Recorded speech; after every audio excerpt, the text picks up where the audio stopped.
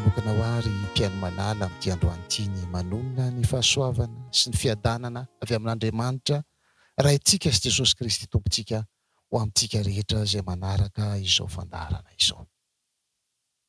Ny loha hevitra izay arahantsika teto mandritra an'ity 5 andro ity dia ny hoe fa aiza ny finoanareo. Azoko antoka fa raha nanaraka ny loha hevitra roa voalohany ianareo dia mino fa hitondra finoana ho anareo ny tenin'Andriamanitra. Satria ny finoana dia avy amin'ny toriteny ary ny toriteny dia avy amin'ny tenin'Andriamanitra. Ka raha niraisitsika am-po, ny ainantsika, nanaovantsika fanandramana tahaka fanandramana izay nataon'i Petera dia mino fa anam-pinoana isika eo amin'ny fiainantsika tsirairay avy. Alohan'ny narahantsika ny loha hevitra manokana indray amin'ity androany ity izay hitondra finoana sy hitondra fampaherezana ho anao izay manaraka izao fotoana izao, dia manasa anao hanondrika ny lohanao fa hivavaka isika. Rainay izay any an-danitro, mamasina mandrakariva ny anaranao. Saotranao izay noho ny fotoana nomenao mba ahafahanay mitoetra eo an-tongotrao, miaino ny feonao. Engane Tompo, ny teny izay ho renesinay androany dia hitondra fampaherezana sy finoana velona eo amin'ny fiainanay tsirairay avy. Anampy anay amin'ny tafio-drivotra izay mandalo eo amin'ny fiainanay. Tonononay mivavaka amin'ny anaranao Jesosy malalo. Amen. Fantaniana avy hatrany no apetrako amintsika amin'ity androany ity. Miavaka kely tamin'izay 2 andro izay nilalovantsika izay. Fantaniana manomboantsika ny fampaherezana. Firy moa no isan'ny planeta fantatritsika? Planeta zany izay mihodidina ny masoandro. Ya, eniko sy valitenitenenareo zany hoe 7. Ya, fontsika nianatra fahiny ho antsika izay efa nahazo taona dia 7 ny planeta izay mihodidina ny masoandro. Araka ny hitantsika eo amin'ny sary, raha manaraka ny sary isika, fa raha tsy manaraka izany dia 7 ny fantatritsika. Ireo planeta rehetra ireo dia tsy mifandona na miala amin'ny orbitany avy. Mahagaga ny asan'ny tanan'Andriamanitra, ry mpiaino malala. Ny fantaniana manaraka apetrako amintsika mpiaino ary dia ny hoe iza no lehibe indrindra amin'izy ireo? Iza no lehibe indrindra amin'izy ireo? Ary iza indray ary no kely indrindra? Iza indray ny kely indrindra amin'ireo? Ya, valitentsika zany zao dia ny hoe iza ny lehibe indrindra? Jupitera sa Saturne? Jupiter. Ary iza ary ny kely indrindra? Ny Pluto. Marina ny valiteninao. Ya, raha mijeritsika ny voary izay namboarin'Andriamanitra dia kanto indrindra izany. Ary ny ataontsika hoe ny système solaire, izay angamba no andikana azy, azontsika malagasy tsara, dia anisan'ny voary izay namboarin'Andriamanitra tao anatin'ny tontolo, na ilay ataontsika hoe kosmosy izay namboarin'Andriamanitra. Ao anatin'io kosmosy io zany no misy ny système solaire. Ary io système solaire io ny ahitantsika an'ireo planeta anankisivy izay mihodidina ny masoandro. Tsy mifandona izy ireo, tsisy miala amin'ny orbitany izy ireo. Mahagaga ny asan'ny tanan'Andriamanitra. Fa raha mijery ny tontolo rehetra izay namboarin'Andriamanitra tsika ivelan'io système solaire io, dia mahita ireo asan'ny tanan'Andriamanitra kanto dia kanto. Firy ary no isan'ny kintana fantatritsika? Ao anatin'io kosmosy io zany dia misy ilay ataontsika hoe kintana. Firy ny isan'ny kintana fantatritsika? Mety hamaly ianao zao hoe maro be. Ya, marina izany, maro. Fa raha ny isan'ny kintana zany dia tsy voaisa. Fa raha manisy ianao ao anatin'ny ray andro amin'ny alina ray iny zany ianao no manisa, dia eo amin'ny 1000 mahery no voaisanao. Fa ny isan'ny kintana fantatra ireo mpikaroka maro isan-karazany zany dia mihoatra ny 50 ka hatramin'ny 500 lavitrisa ny isan'ny kintana. Ary ny isan'ny planeta, fantatritsika ny isan'ny planeta teo dia hoe 5 ny planeta izay mihodidina ny masoandro. Kanefa ny isan'ny planeta eo amin'ny tontolo izay namboarin'Andriamanitra dia misy hatrany amin'ny 100 lavitrisa. Ny mpianatra amin'izao fotoana izao, raha antaninao izy hoe firy ny isan'ny planeta manodidina ny masoandro, dia efa maro ny mpianatra mamaly hoe 8. Fa ilay planeta kely indrindra ataontsika hoe Pluto dia tsy hita, nanjavona, niataka. Zany hoe raha mikaroka zany zao ireo mpanao fikarohana amin'izao fotoana izao dia tsy hoe nanjavona ve ilay izy, niataka ve ilay izy, raha niataka dia niataka anakaiza. Zany hoe misy toe-javatra mampalahelo ihany, miantra amin'ny tontolo kanto izay namboarin'Andriamanitra. Raha izany miantra amin'ireo planeta izay mihodina amin'ny masoandro, dia azo antoka fa mihasimba ny tontolo iainana manodidina antsika, mihasimba. Raha tsy hita zany ilay planeta nanjavona, ilay planeta kely indrindra, dia inona koa ny mbola toe-javatra iseho aoriana kely ao, vokatry ny ataontsika hoe faharatsiany ny tontolo iainana, vokatry ny tsy fanajana ny lalàn'ny zavaboary, ny fandoroana ny tanety, dia miteraka afo mamay, dia miteraka fahasimbana eo amin'ny tontolo izay namboarin'Andriamanitra izany rehetra izany. Kanto ny asan'ny tanan'Andriamanitra. Ary efa nitenenina antsika teo dia hoe maro tahaka ny fasika eny amin'ny ranomasina ao ny soratra masina, ny isan'ny kintana eny amin'ny lanitra. Ary ny isan'ny planeta dia tsy mijanona ho valo fotsiny zany araka ny fantatritsika ankizy amin'izao fotoana izao, fa 100 lavitrisa ny isan'ny planeta eo amin'ny voary izay namboarin'Andriamanitra. Raha mijery isika zany dia ny tany misy atsika eo amin'ny tontolo namboarin'Andriamanitra dia tahaka ny loham-panjaitra, kely dia kely. Fantaniana mipetraka zany hoe raha ny tany kely dia kely, dia izaho zany manahoana, manoloana izany voary namboarin'Andriamanitra izany.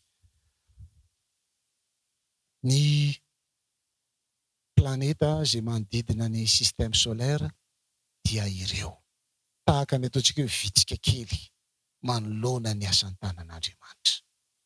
Ary izaho sy ianao andehantsika hanao fampitahana kely ange, alaivo sary an-tsaina raha manaraka izao fampaherezana izao ianao.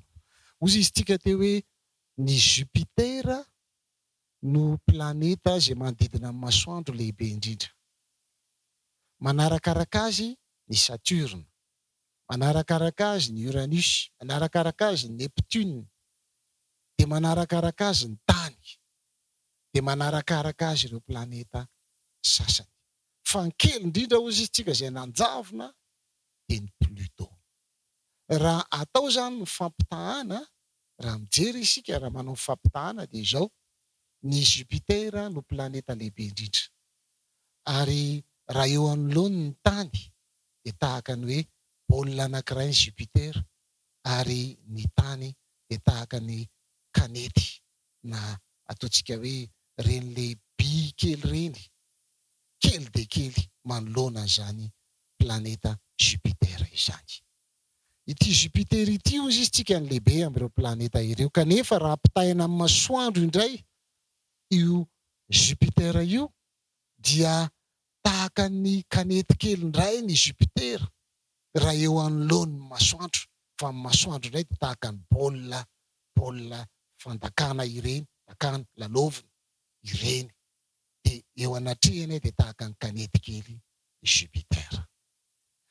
Raha tahaka izay indray ary ny masoandro dia ireo planeta izay nitenentsika teo hoe misy hatrany amin'ny 100 lavitrisa ny isany, dia Ny masoandro dia oharina amin'ny kanety, fa ny planeta anankiray izay efa hita tao anatin'ny fikarohana zany dia misy ilay atao hoe planeta Pollux. Io ny anarany, dia tahaka ny baolina fandaka filalao. Ary io planeta Pollux izay tahaka ny baolina filalao io indray dia tahaka ny kanety eo anatrehan'ilay planeta anankiray efa hita ihany koa, ilay atao hoe Arcturus.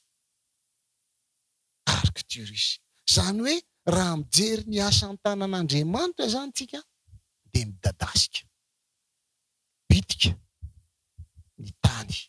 Ary isika olombelona eo anatrehan'izany dia azo heverina hoe tena bitika dia bitika indrindra.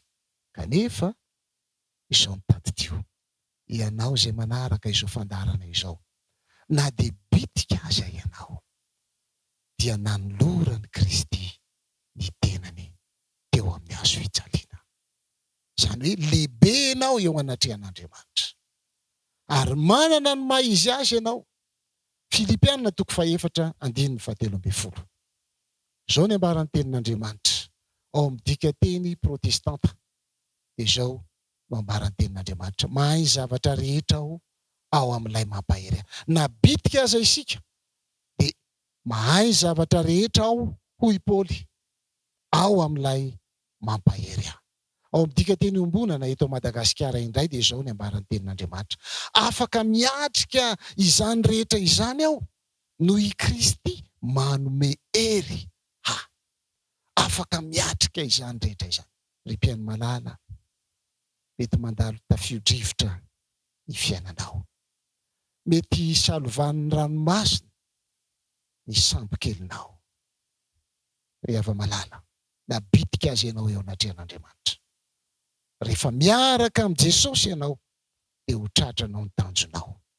Ary ozy izy ny dika teny hoe afaka miatrika izany rehetra izany ianao noho i Kristy manome hery ianao. Jereo fotsiny ny asan'ny tanany izay vao avy hitantsika teo. Ain'Andriamanitra mifehy toe-javatra rehetra, ary haingo ny mifehy ny fiainanao. Isaia 1:20. Aza matahotra ianao, fa momba anao aho. Ary aza merikerika foana, fa izao no Andriamanitra aho. Mampahery anao aho sady mamonjy anao. Matetika tokoa tsika rehefa tojo olana dia lasitsika midodododo any amin'ny olona rehetra, satria miantra amin'ny aintsika, miantra amin'ny fiainantsika, miantra amin'ny ankonantsika ny toe-javatra izay lalovantsika. Dia midodododo etsy sy aroa isika. Kanefa raha nijery nanaraka tsara ny fampaherezana androany isika, bitika ianao eo anatrehan'Andriamanitra, fa hain'Andriamanitra mifehy ny toe-javatra rehetra. Afaka miatrika an'izany toe-javatra izany ianao noho i Kristy manome hery anao. Aza matahotra ianao, ry mpiaino malala, momba anao Jehova. Aza miherikerika foana ianao, fa miteny aminao Andriamanitra hoe izao no Andriamanitra aho, mampahery anao aho, mamonjy anao aho. Mino aho, fa raha manaraka izao fampaherezana izao dia afaka miondrika kely ianao mivavaka ao anatin'ny fotoana foy Jesosy io. Jereo ny lalana lalovako, jereo ny toe-javatra izay lalovako. Afaka miatrika io toe-javatra io ianao rehefa miaraka amin'ny Kristy. Afaka ny mpandresy ianao, afaka ny tratranao ny tanjona miaraka amin'ny Kristy.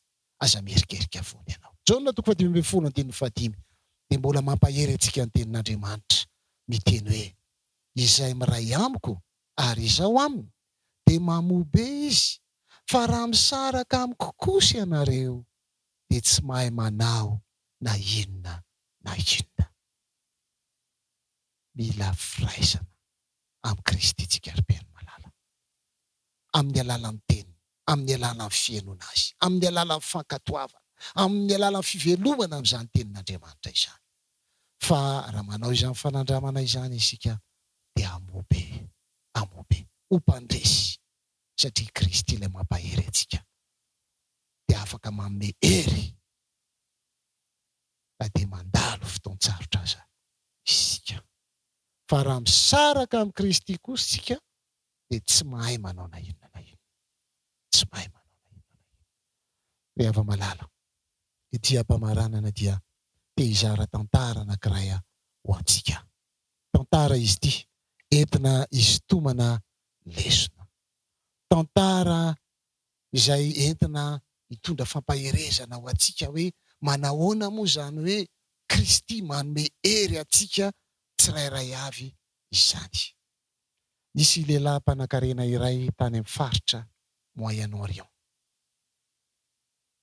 Rary mafy izy ary maty izy. Rehefa maty anefa izy dia nametraka didim-pananana ho an'ny zanany telo mirahalahy. Ka toy izao izany didim-pananana izany. Ho any amin'ny faritra Moyen-Orient io moa dia ny atao hoe olona anankiray tamin'ny andro taloha, ny atao hoe olona anankiray mpanankarena dia ny olona manana rameva maro. Ary ity lehilahy mpanankarena anankiray ity dia nanana rameva maro izy. Nanana rameva 17 izy. Ary tao anatin'ny didim-pananana izany dia rehefa nisokafana ilay didim-pananana dia tahaka an'izao ny fizarana. Rameva 17 no napetraka ilay lehilahy mpanankarena ho an'ny zanany telo mirahalahy. Ny lamatoa dia ny atsasaka ireo rameva ireo no anjara fananana napetraky ny rainy ho azy. Ny an'ilay evo dia ho antenatena izany dia ny ampahatelony ilay rameva 17 no nomena anjara fananana ho azy. Ary ny an'ny faralahy kosa dia ny ampahasivy. Izay moa izany ny kolotsaina hoe arakaraka ny fizokiana ilay izy.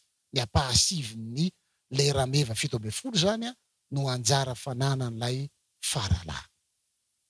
Rehefa nataon'izy telo mirahalahy nefa ny fizarana dia niteraka korotana teo amin'izy telo mirahalahy ilay izy satria raha mijery izany tsika dia hoe raha rameva 17 firy moa ny atsasaka izany ho an'ilay lamatoa dia 7/5. 7 sasany. Ahoana moa izany rameva velona ve no andeha ho sarahana roa? Teo aloha dia efa monmonina ilay lamatoa hoe ahoana no atao amin'ity? Ny anaty sarahana izany io. Dia ny an'ilay lahevo indray ny ampahatelo n'ilay 17. 17 izany zaraintsika telo dia lasa 5 sy sasany mahery kely. 5/9. Atao ahoana koa ny an'ilay faralahy ampahasiviny dia 2/9. Dia atao ahoana izany ilay rameva ho saratsarahana ve? Rehefa totaly anefa 4/5 ny an'ny voalohany, 5/9 ny an'ny anankiray faharoa ary 2/9 ny an'ny fahatelo. Dia rehefa totaly ireo dia nisy ambiny iray. Ho an'iza nefa ilay ambiny iray izany? Ilay rameva koa nefa tsy azo saratsarahana. Raikitra ny fifandirana teo amin'izy telo mirahalahy hoe alao rangahy ny an'ny zokony mba alefa ty amiko izy ilay faralahy fa ny anahy efa kely tsy nanaiky ilay zokony. Izay ny mahazokony anahy. Izay ny ananako an'izay zokony izay fizokiana. Ka dia ny anahy tsy afaka omena an'iza an'iza. Nifanditra teo izy ireo nandritry ny alina ary tsy nisy ny lefitra. Iza no faty antoka? Eno ilay mpifanolo-bodirindrina fa tsy namono jiro mihitsy izy ireo. Tabataba tao izy ireo dia tonga izy ny maraina nandondondony ary rehefa nandondony izy dia hoe inona ny olanareo dia nazavaina teo izao nametraka lovo dada dia izao ny zavatra toe-javatra nisy dia tsisy manaiky lefitra. Dia hozy izy ilay lahy-mpanankarena mpifanolo-bodirindrina tonga tao amin'izareo hoe zao ara omeko rameva ray ianareo. Dia raha omena rameva ray izany zareo dia ilay rameva 17 ampiana ray dia lasa 18. Dia hozy izy zarao amin'izay araka ny didim-pananana napetraky ny raim-pianakaviana. Dia rehefa nizaraina ny atsasany 18, 7. Ny ampahatelo 18 ho an'ny lahevo 9. Ny ampahasivy 18 roa ho an'ny faralahy. Rehefa natotaly nefa 7 ampiana 9 12 ampiana roa mira 17. Gaga izy telo mirahalahy. Fa ahoana? Toa mitovy amin'ny napetraky dada ihany ilay izy. Dia hozy izy ilay lehilahy izay nanampy an'zareo hoe milamina ve? Milamina tsara ve ny kadintsika? Milamina. Dia milamina. Eny ara. Izao alaiko ihany ny ramevako anankiray dia izay. Dia andao anareo velominareo telo mirahalahy. Ry hava-malala, ry mpanaraka izao fandarana izao. Tahaka an'izany koa ny fiasan'i Kristy eo amin'ny fiainantsika. rehefa misalovana ny fiainantsika Kristy dia misy zava-mahagaga noho ny finoana izay ananantsika. Mihina fanampiana isika eo amin'ny zavatra izay ataontsika, eo amin'ny olana izay ataontsika, eo amin'ny fianarana izay ataontsika, eo amin'ny asa izay ataontsika, eo amin'ny fitaizana izay ataontsika. Fa rehefa misalovana ny tokantranontsika sy ny fiainantsika Kristy dia afaka maneho zava-mahagaga tahaka izany tantara izay nisintomantsika lesona izany. Fiadanany Tompony eo antsika rehetra izay manaraka izao fandarana izao, ary inona fa izany tenin'Andriamanitra izany dia hitondra finoana ho antsika. Hanondrika ny lohantsika hivavaka isika. Ray Masina any an-danitra, misaotra noho ny teny fampahirizana nomenao anay tamin'ity androany ity, fa afaka mahay ny zavatra rehetra izahay noho ianao Kristy izay manome hery anay. Afaka miatrika ny olana sy ny toe-javatra sarotra rehetra eo amin'ny fiainana izahay noho ianao manome hery anay. Raha ny asan'ny tananao ny jerevanay, zinona moa izay ao anatrehanao, kanefa nanoloranao ny tenanao teo amin'ny hazo fijaliana. Azonay antoka tompony fa miany fiainanay isan'andro ianao. Azonay antoka fa mikarakaranay ianao, ampitombohy ny finoana atao anatinay raha sitraka ao. Tonononay mivavaka amin'ny anaranao Jesosy. Amen.